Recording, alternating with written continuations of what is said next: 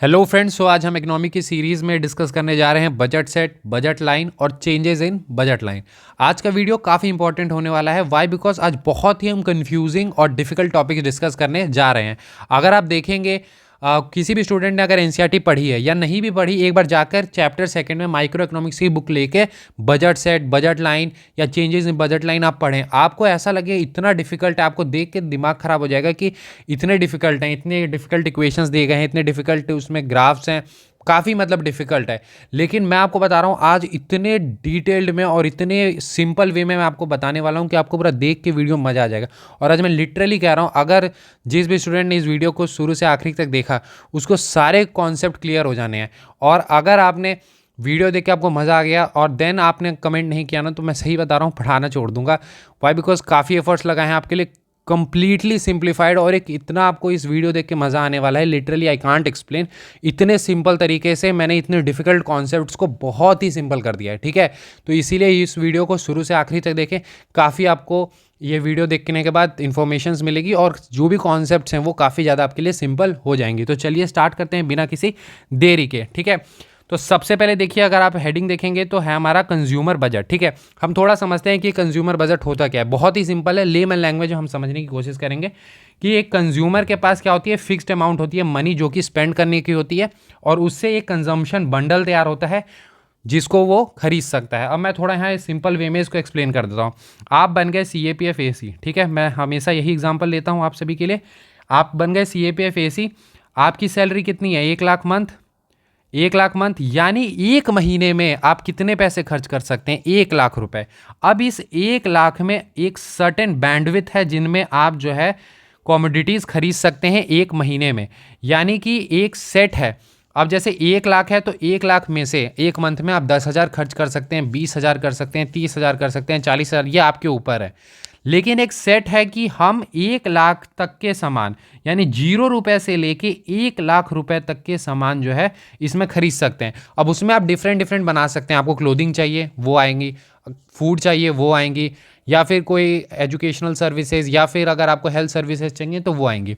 तो यानी एक बैंडविथ है कि 0 रुपए से लेके, यानी 0 से लेकर आप जो है वो 1 लाख रुपए तक के सामान खरीद सकते हैं। इसमें जितने भी सामान आ जाएंगे यानी एक महीने में, उसे हम कंजम्पशन बंडल कहेंगे। यानी एक कंजम्पशन बंडल क्या होता है कि एक फिक्स्ड अमाउंट में, एक फिक्स्ड अमाउंट स्पेंड करते हुए जो एक बंडल है जिसे आप खरीद सकते हैं, उसे हम कहेंगे। फॉर एग्जांपल, अगर आपकी 1 लाख सैलरी है तो आप 2 लाख का जो आइटम्स है वो नहीं खरीद सकते, ठीक है। सेविंग, ये सारी चीज़ों की मैं बात अभी नहीं कर रहा हूँ।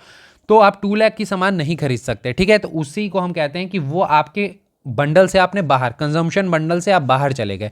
तो कंजम्पशन बंडल क्या होगा, एक फिक्स्ड मनी जो आपके पास है, उसमें एक बंडल जो प्रिपेयर होगा, उसमें जितने भी सामान है 0 से लेके आप मैक्स लिमिट जितनी आपके पास पैसे हैं उतने आप खरीद सकते हैं, ठीक है।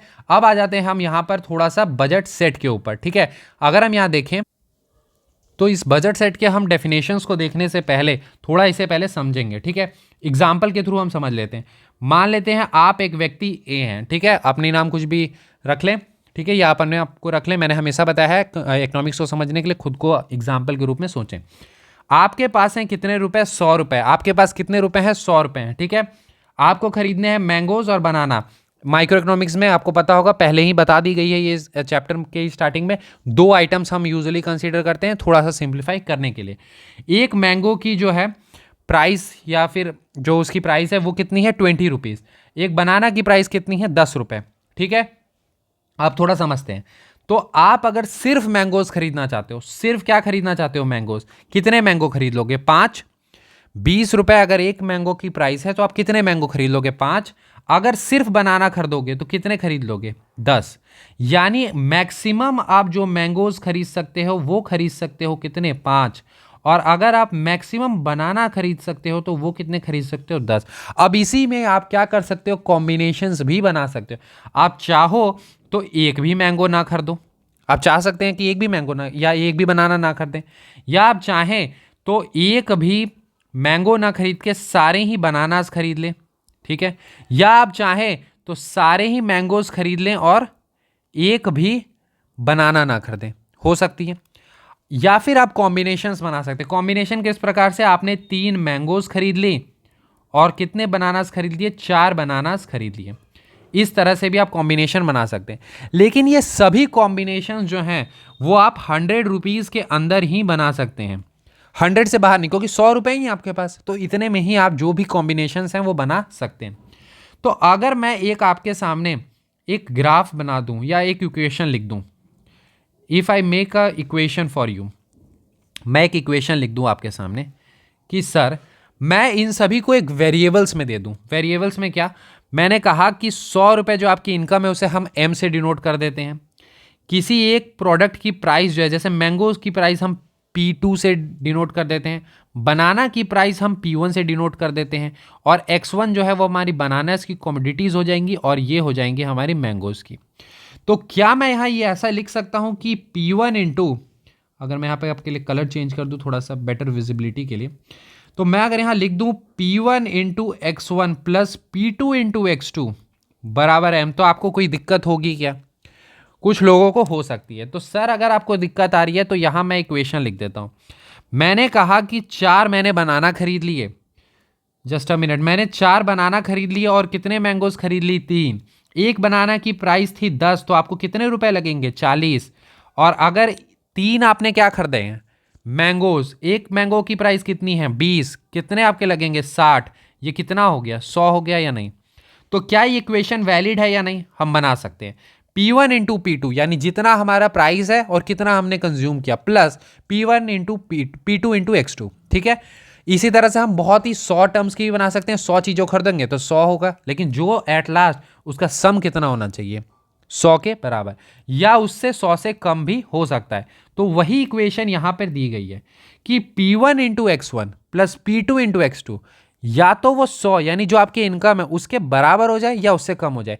1 लाख अगर आपकी सैलरी है तो आप 10,000 का भी सामान खरीद सकते हो, 20,000 का भी खरीद सकते हो, 0 रुपए का भी खरीद सकते हो, 1 लाख का भी खरीद सकते हो। 1 लाख को क्रॉस नहीं कर सकते, एम को आप क्रॉस नहीं कर सकते। क्लियर है? तो यहां तक बात क्लियर आ गई। अब यहां समझते हैं कि बंडल्स किसे कहते हैं। बंडल्स जस्ट कुछ नहीं है, अगर हम 2 कॉमोडिटी यहां ले रहे हैं तो क्या उसके कॉम्बिनेशंस हो सकते हैं। जैसे अगर एक भी ना खरीदो तो 0 0, ये एक बंडल हो गया। अगर एक मैं यहां पर जो एग्जांपल लिया था वो था 3 और 4 का बंडल, 3 आपने क्या कर लिए, मैंगोज ले लिए, और 4 आपने बनानास ले ली, ये एक बंडल हो गया। इस तरह से करके हम काफी सारे बंडल्स क्रिएट कर सकते हैं, जो मैंने अभी आपको दिखाए थे। 0 0 का एक बंडल हो गया, 0 और 10 का बंडल हो गया जहां हमने 10 खरीदे थे, या 5 और 0 का बंडल हो गया जहां हमने 5 मैंगोज खरीदे थे। तो इस तरह से बहुत सारे बंडल्स हो सकते हैं। तो उन्हीं बंडलों का सेट जो एक कंज्यूमर एविल कर सकता है, 1 लाख या जितने भी उसके पास इनकम है उसमें, 100 रुपए थे आपके पास, जितने आप कॉम्बिनेशंस मैंगो और बनाना की बना सकते हैं उसी को हम बजट सेट कहते हैं।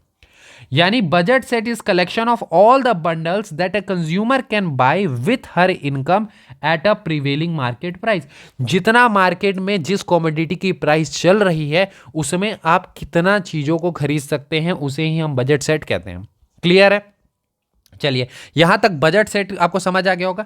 यहां एक टर्म आपको दिख रहा होगा कि बजट कंस्ट्रेंट क्या है। Budget constraint is nothing but कि सर आपके पास जब 1 लाख रुपए हैं तो आप 2 लाख की सामान नहीं खरीद सकते, 1 लाख के अंदर ही आना होगा। इसी को बोलते हैं कि सर, जैसे होता है ना कॉमन लाइफ में हम बोलते हैं मेरा बजट नहीं है। क्यों? क्योंकि मैं मान लेता हूँ फोन खरीदने गया, मैं कहूँ कि सर मैं 20K तक का फोन ही खरीद सकता हूँ, मेरी बजट 20K तक ही है, क्योंकि मेरे पास 20,000 रुपए हैं, मैं 20,000 तक का फोन खरीद सकता हूँ। आप मुझे 30,000 का फोन दिखाएंगे, मैं नहीं खरीद पाऊंगा क्योंकि मेरी बजट ही नहीं है। तो इसी को हम बजट कंस्ट्रेंट कहते हैं। इंग्लिश में एक या इकोनॉमिक्स में हम टर्म कह दिए बजट कंस्ट्रेंट, यानी जितना बजट है उतने में ही हम चीजों को खरीद सकते हैं। क्लियर है यहां तक? अब देखिए ये ग्राफ देख के मतलब बहुत ही सिंपल है, कंप्लीटली सिंपल। अब थोड़ा समझते हैं। सबसे पहले ये लाइन जो आपको दिख रही है, this line is nothing but your budget line. ये लाइन क्या है? बजट लाइन है, ठीक है। ये लाइन हमारी क्या है? Budget line. This line is budget line. अब थोड़ा हम समझेंगे कि बजट लाइन क्या होता है। बजट लाइन बहुत ही सिंपल है। मैंने आपको बताया कि सर बजट सेट क्या होगा। Budget set is nothing but bundles. कौन से बंडल्स? जो एक व्यक्ति गिवन प्राइस पे खरीद सकता है उसे हम बजट सेट कहेंगे। इनमें हमने देखा कि कुछ ऐसे बंडल्स हैं, कुछ बंडल्स ऐसे हैं जिनमें पूरे 100 रुपए खर्च हो जा रहे हैं। अगर अभी 100 ही रुपए वाला एग्जांपल लेते हैं, कुछ बंडल्स ऐसे हैं जिनमें पूरे 100 रुपए खर्च हो जा रहे हैं।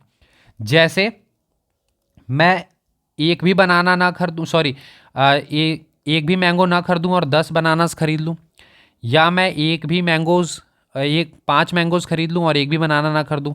तो इस केस में 10 रुपये प्राइस है तो 100 रुपये यहाँ लग जाने हैं। यहाँ 20 रुपये एक मैंगो की प्राइस है, 5 खरीद लिए तो 100 रुपये यहाँ लग जाने हैं। या फिर 3 मैंगो खरीद ली और 4 बनाना खरीद ली तो भी क्या हो सकता है, 100 रुपये लग जाने। यानी कुछ ऐसे पॉइंट्स हैं जिन पे आप देखें तो आपकी जो पॉइंट्स हैं यानी जो बंडल्स हैं जिनमें पूरे पैसे खर्च होंगे, तो वो उसको हम अगर प्लॉट कर लें तो एक हमारा ग्राफ बन जाएगा, जो कि ये हमारी एक लाइन है। यानी इस लाइन पर जितने भी पॉइंट्स हैं, जितने भी इस लाइन पर हमारे पॉइंट्स हैं, उन सभी पॉइंट्स को अगर आप देखें तो उन सभी में आपका जो बजट है यानी जो आपके पूरे पैसे हैं वो पूरे ही खर्च होंगे। ठीक है, 1 लाख रुपए हैं तो पूरे 1 लाख खर्च हो जाएंगे, 100 रुपये हैं तो पूरे 100 रुपये। और इनके बीच में जितने भी पॉइंट्स हैं, इनके बीच में जितने भी पॉइंट्स हैं, ये सभी आपके बजट सेट के अंतर्गत आएंगे। यानी आप इन सभी को खरीद सकते हैं और आपके पास कुछ पैसे बच भी जाएंगे। ये वो पॉइंट है जहां पर आपने कुछ नहीं खरीदा, यानी आपके कंप्लीट आपके जो पैसे हैं वो बचे हुए हैं, यानी 0 आपने एक भी बनाना नहीं खरीदा, एक भी मैंगो नहीं खरीदा। यहां पर बीच में कुछ और पॉइंट्स हो सकते हैं जो आप खरीद सकते हैं, पैसे बचेंगे। लेकिन इस लाइन पर जितने भी पॉइंट्स होंगे वो सभी पॉइंट्स ऐसे पॉइंट्स हैं जिन पे आप खरीद सकते हैं और पूरे ही पैसे कंज्यूम हो जाएंगे। तो बजट लाइन आपको समझ आ गया होगा कि वो वैसी लाइन है जहां पर कंप्लीट पैसे लग रहे हैं। क्लियर है? अब थोड़ा यहां आगे बढ़ते हैं। तो ये हमारी इक्वेशन है, इस पे हम बात तभी करेंगे। देखिए, ये हमारी इक्वेशन है P, just a minute, P1x1 P2x2 बराबर m। ये अभी हमने बात की थी। अब मैं इस इक्वेशन को इस फॉर्मेट में लिख सकता हूँ x2 m1 p2 by minus p1 p2 x1। अब इसे हमने कैसे ऐसे लिख दिया, बहुत ही सिंपल है। आप थोड़ा सा अगर बेसिक जानते हो, ये p2 x2 यहाँ हो जाएगा is equal to m minus ये वाला इधर चला जाएगा तो p1 x1 हो जाएगा। एंड देन इस P2 से हम सभी को डिवाइड कर देंगे तो यहाँ नीचे भी P2 आ जाएगा, यहाँ भी P2 आ जाएगा। इसी को यहाँ पे लिखा हुआ है ये, ठीक है, x1 m p2 p1 by p2 by x1। ठीक है, ये इक्वेशन। ये क्यों बता रहा हूँ समझते हैं। 3 बातें हैं, याद कर लेनी है। ठीक है, वैसे मैं समझाऊंगा। ठीक है, एक है horizontal intercept, vertical intercept, slope. ये होता है m1 p1, ये होता है m p2 और ये होता है minus P1 by P2। Minus क्यों? माइनस नीचे की तरफ डायरेक्शन दिखाता है। हमारा ग्राफ ऐसे होता तो इसका पॉजिटिव साइन होता, हमारा ग्राफ नीचे है इस टाइप से तो वो हमारी नेगेटिव साइन है। ठीक है, तो इसे आपको याद कर लेना एज इट इज, क्योंकि मैं यहां पर y equal to M X plus C, ये आपका इक्वेशन होता है जो स्ट्रेट लाइन की होती है। बट मैं इंटरेस्टेड नहीं हूं ये बताने के लिए, क्यों? क्योंकि इसकी कोई रेलिवेंस नहीं है। लेकिन इसे मैं एक्सप्लेन करूंगा बहुत ही सिंपल तरीके से। हॉरिजॉन्टल इंटरसेप्ट क्या होता है, वर्टिकल इंटरसेप्ट क्या होता है, उतना कुछ डिफिकल्ट है नहीं। अगर आपने एग्जांपल्स के थ्रू इसे पकड़ा तो ये काफी इजी है, other than that it is very difficult. ये आपका जो पॉइंट है m बाई P1, इसे कहते हैं हॉरिजॉन्टल इंटरसेप्ट। और ये जो पॉइंट है m बाई P2, इसे हम वर्टिकल इंटरसेप्ट कहते हैं। इसे हम वर्टिकल इंटरसेप्ट, इसे हॉरिजॉन्टल इंटरसेप्ट।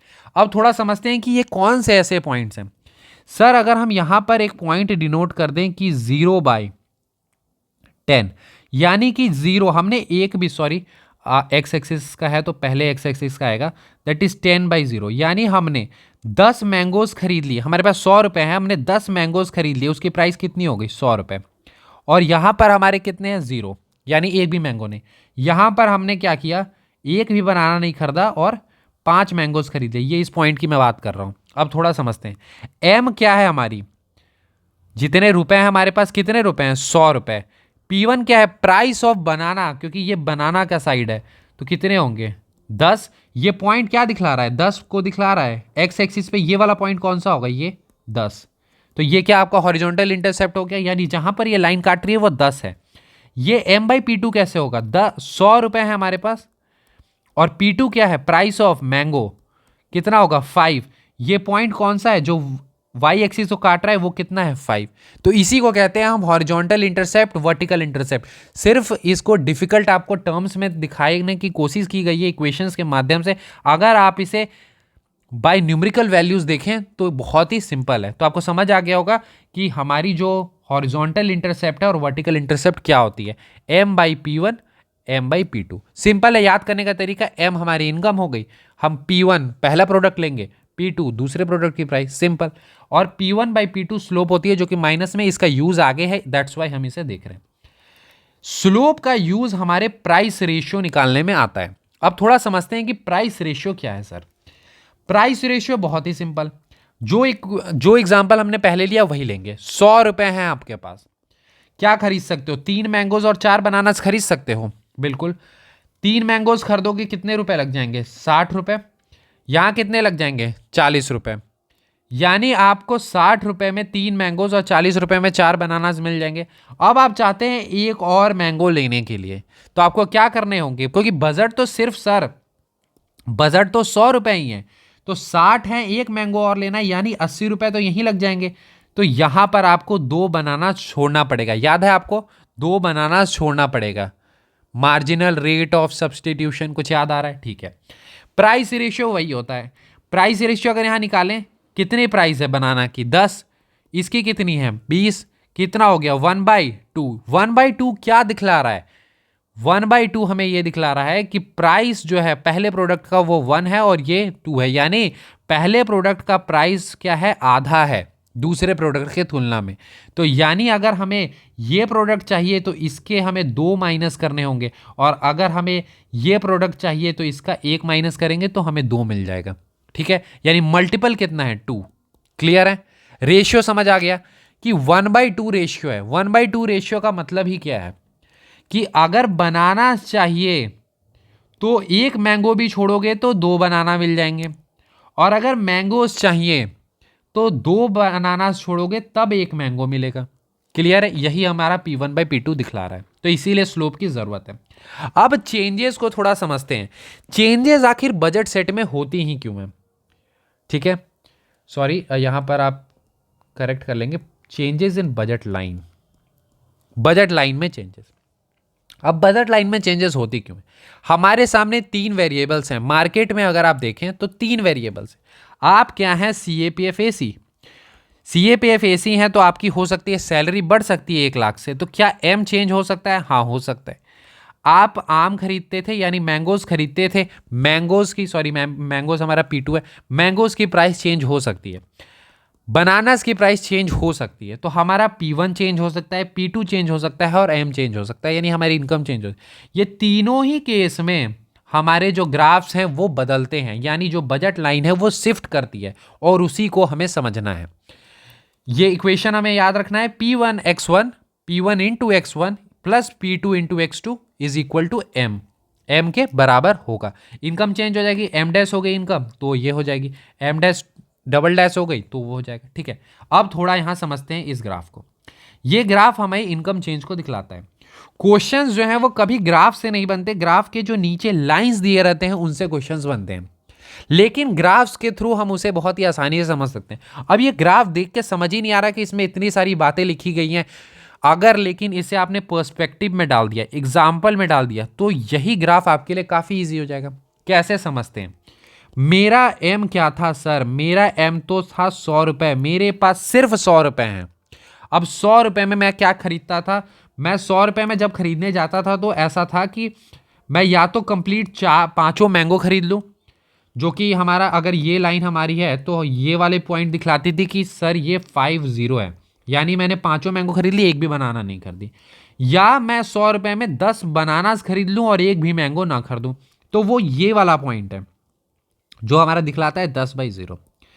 अब हमारे पास पैसे बढ़ गए, हमारे पास 120 रुपये आ गए। हमारा जो एम था वो 120 हो गई, यानी कि हमारे जो पास पैसे थे वो 120 हो गए। अब बनानास कितना खरीद सकते हैं? अब तो सर मैं 12 बनानास खरीद सकता हूँ। एक बनाना 10 रुपए का है तो हम 12 बनानास खरीद सकते हैं, इनकम क्योंकि हमारी बढ़ गई। अगर हम मैंगोज खरीदना चाहते हैं तो हम 5 खरीदते थे, अब कितना खरीद सकते हैं? 6 खरीद सकते हैं। यानी अगर हमारा ये पॉइंट था ये पॉइंट अगर हमारा था 10 जीरो का, तो अब आगे वाला पॉइंट ये क्या होगा, 12 जीरो का होगा। यहां पर अगर ये पॉइंट हमारा 05 का था, तो ये पॉइंट कौन सा होगा, 06 का होगा। तो हम देखेंगे कि अगर हमारी इनकम राइज करती है पहले के तुलना में, तो हमारा जो ग्राफ है वो इस तरफ शिफ्ट कर जाएगा। अगर इनकम में इंक्रीज होगा तो हमारा पैरेलली कहाँ शिफ्ट करेगा, बाहर की तरफ। वहीं अगर हमारी इनकम 80 हो गई, तो हम बनानास खरीदते थे 10, अब कितने खरीदेंगे, 8, यानी वो अंदर आ जाएगी। यहाँ खरीदते थे 5 मैंगोज, अब कितना खरीदेंगे, 4। तो ये क्या, तो यानी ये इनवर्ट शिफ्ट होगी कब, जब हमारा इनकम कम हुआ। यहाँ पर आप देख सकते हैं दिया हुआ है ग्राफ के नीचे कि जब हमारी इनकम डिक्रीज करेगी तो ये पैरेलल इनवर्ट शिफ्ट करता है, और जब हमारी इनकम बढ़ती है तो वो पैरेलल आउटवर्ड शिफ्ट करता है। क्या ये ग्राफ अब समझने में दिक्कत आएगी, कभी नहीं, क्योंकि आपने एग्जाम्पल पर्सपेक्टिव में डाल दिया। एग्जाम में क्वेश्चन तो ये लाइन से बनने हैं, क्योंकि वहां तो ये पूछा जाएगा डायरेक्ट कि सर इनकम चेंज होगा तो बता दीजिए बजट लाइन बाहर शिफ्ट करेगा कि ये, वो डायरेक्ट बोलेगा कि इनकम में क्या हुआ है, आपकी इनकम इंक्रीज हो गई, बजट लाइन बताइए कि बाहर शिफ्ट करेगा या अंदर। अब सिंपल वहीं एग्जाम में बैठ के सोच लेना है, सर मेरे पास 100 रुपए थे, अब मेरे इनकम जो है बढ़ गई है यानी 120 हो गई है, बजट लाइन कहाँ शिफ्ट कर जाएगा, बाहर। अगर मेरी इनकम डिक्रीज हो गई, 80 हो गई है, बजट लाइन कहाँ शिफ्ट करेगा, अंदर, खत्म। क्वेश्चन को वहां भी पर्सपेक्टिव में हम डाल के सॉल्व कर सकते हैं। आते हैं अब प्राइस चेंज पे। हो सकता है प्राइस ही चेंज कर जाए, तो क्या होगा। प्राइस चेंज होने पर देखिए क्वेश्चंस यहीं से जो नीचे दी गई हैं उन्हीं से बनने हैं। अब थोड़ा समझते हैं, ये पॉइंट जो है वो हमारा क्या दिखलाता है, ये हमारा पॉइंट दिखाता है कि 100 रुपए हैं हमारे पास, और प्राइस जो थी वो P1 दैट इज 10 थी, तो हम 10 मैंगोज खरीद पा रहे थे। अब हमारे पास 100 रुपए तो हैं, हमारे पास 100 रुपए हैं, लेकिन एक बनाना जो 10 रुपए का मिलता था अब वो मिलता है 20 रुपए का, अब वो मिलता है 20 रुपए का। तो अगर हम 20 का, क्योंकि यही तो हमारा इंटरसेप्ट है, इंटरसेप्ट क्या था हमारा, M/P1, यही इंटरसेप्ट है, यानी ये हमें बताएगा कि एक्स एक्सिस पे वो कहाँ काटेगा। M/P2 ये बताएगा कि वाई एक्सिस पे वो ग्राफ यानी बजट लाइन कहाँ काटेगी। तो M/P1 जो है वो लाइन, वो पॉइंट है जो बताएगा कि कहाँ कट होगी। जब 100 रुपए थे हमारे पास, 10 रुपए प्राइस थी, तो ये बताता था कि 10 पे ये एक्सिस जो है यहाँ पर 10 पे कट करेगा। अब ये बताएगा कि 20 है यानी कितने, 5 पे कट करेगा। तो ये जो पॉइंट है वो हमारा क्या है, 5/0, ठीक है। अब मान लेते हैं कि 10 थी प्राइस, लेकिन प्राइस ही कम हो गई, डिमांड कम थी, तो प्राइस कम हो गई, 5 रुपए हो गई। तो अब हम कितना खरीद सकते हैं, 100 रुपए में कितने खरीद सकते हैं, 20 खरीद सकते हैं बनाना, 20 बनाना। तो ये पॉइंट हमारी क्या थी, 10 की, अब ये पॉइंट कौन सी है, 20 की। तो ये क्या है, बाहर की तरफ क्या हो रहा है, शिफ्ट हो गया। ये क्या है, अंदर। यहां चेंजेस नहीं होंगी क्योंकि मैंगोज की प्राइस क्या है, सेम है, मैंगोज की प्राइस सेम है। यहां हम बनाना एक के प्राइस में शिफ्ट कर रहे हैं। तो वही बात देखिए यहां दी गई है। अगर इसे आप पढ़ते तो काफी डिफिकल्ट होती, लेकिन अब जब आपने पर्सपेक्टिव में डाल दिया, increase in the price of banana make budget line steeper. ये देखिए प्राइस बढ़ गई, हम सिर्फ अब 5 खरीद सकते हैं। ये क्या हो गया, स्टीपर। आपको पता होगा जब पहाड़ आपने देखी हो, तो जब ये इस तरह से है एंड देन ये काफ़ी क्या है, स्टीप है। ये ढलान आपकी ऐसे हो, फिर ये ऐसे आई तो और स्टीप हो गई, ये ऐसे आई और स्टीप हो गई, ये और स्टीप हो गई।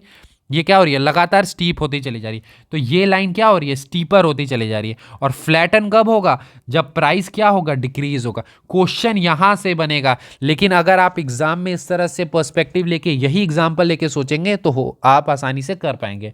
सेम मैनर में अगर ये P2 होगा तो सेम उसी प्रकार से ग्राफ आपकी मान लेते हैं ये इस प्रकार से है, तो ये यहाँ पर ये फिक्स पॉइंट हो गया हमारा, ये ऐसे एंड देन ये यहीं से ऐसे शिफ्ट करेगा, ये ऊपर ये नीचे। क्लियर है, सिंपल। यहाँ हम 5 मैंगोज खरीद पा रहे थे, अब मान लो यहाँ ऊपर 6 मैंगोज है, नीचे 4 मैंगोज है। प्राइस बढ़ गई तो ये नीचे आ जाएगा और प्राइस ये हो गई तो ऊपर। क्लियर है, तो ये आपको ध्यान रखनी है। तो आपको प्राइस चेंज दोनों समझ आ गए होंगे। और अब रियल लाइफ में अगर हम देखें तो ये तीनों ही चेंज हो सकते हैं। जब तीनों चेंज होगी यानी इनकम भी चेंज करेगी, P2 भी, P1 भी चेंज करेगी, P2 भी चेंज करेगी, तो ग्राफ पूरी तरह से कंप्लीटली ये लाइन जो है शिफ्ट करेगा। ठीक है, बस इतनी ही थी। तो आपको उम्मीद है मुझे कि मैं जितना समझाना चाह रहा था वो आपको बहुत ही अच्छे से चीज़ें समझ आई हूँ। अगर आपको चीज़ें बहुत बेहतर तरीके से समझ आई हो, आप कमेंट सेक्शन में बता सकते हैं कैसा लगा ये वीडियो, डेफिनेटली बताएं। काफ़ी एफर्ट्स आपके लिए लगाए हैं, बहुत ही सिंप्लीफाई करके हमने इसको समझाने की कोशिश की है। सारे ग्राफ, सारे इक्वेशंस बहुत ही सिंपल एग्जांपल्स की मदद से आपको समझाने की कोशिश की गई है। तो अगर आपको ये वीडियो लेक्चर्स अच्छे लग रहे हैं तो शेयर करें, फीडबैक जरूर दें। आपकी फीडबैक्स आएंगी तो डेफिनेटली हम आगे के लेक्चर्स भी कंटिन्यू करेंगे। ठीक है, मिलते हैं अगले वीडियो में। Thank you and have a nice day.